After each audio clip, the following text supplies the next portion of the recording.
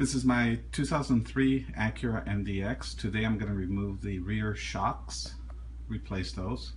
First thing we're going to do is remove the tire. You can see the shock is exposed. There's a top bolt, and at the bottom of the shock there's a nut. We're going to use a 17mm socket, and I'm going to take the nut out.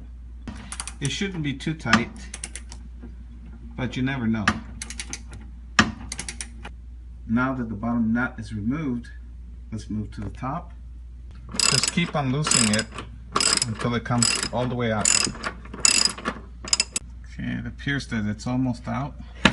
There it goes. Notice that the tip of this bolt is pointed, and that's going to make it easier to come out and easier to go back in. Okay, notice also that there's a little, it doesn't quite align, so that means that when we put it on back on, we're going to need to use the jack to lift it up a little bit. Alright, so now let's get the bottom of this out, but you'll notice that this should be loose. We're going to compress the shock so that we can slip it out of the bottom bolt. You can use a screwdriver. You can see how I'm pushing down on it, and as I push down, I should be able to slip it out real quick. There we go.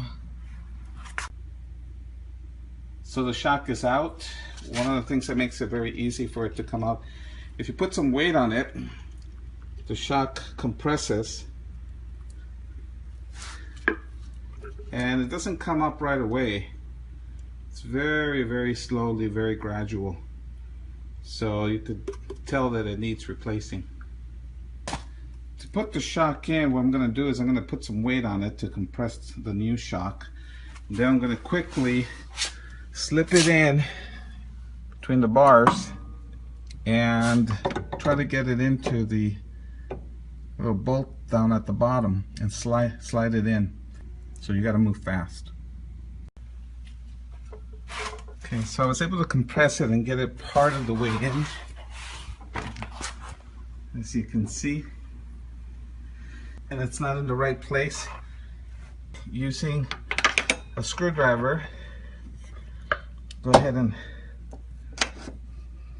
push it down. I need two hands for this. Push it down and then start working it into a position.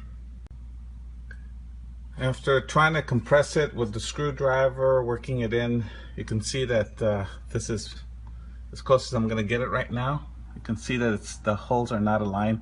That's fine. The important part is you want to make sure the bottom is in. It's completely flushed. So I'm going to go ahead and tighten this. Put the washer back in. If it has a little lip, make sure the lip is on the outside.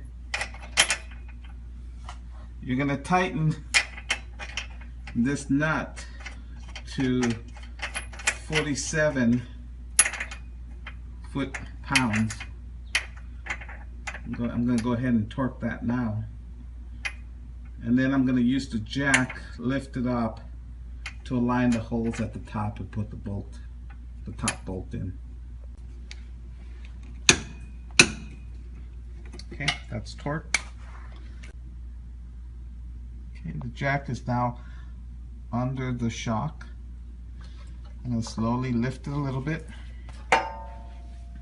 And at the same time, as you lift, make sure that the holes start to align.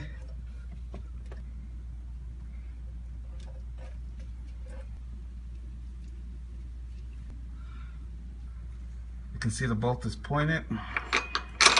Yep, that's perfect. And all I gotta do is tighten it, torque it to 47 foot-pounds or 64 Newton meters.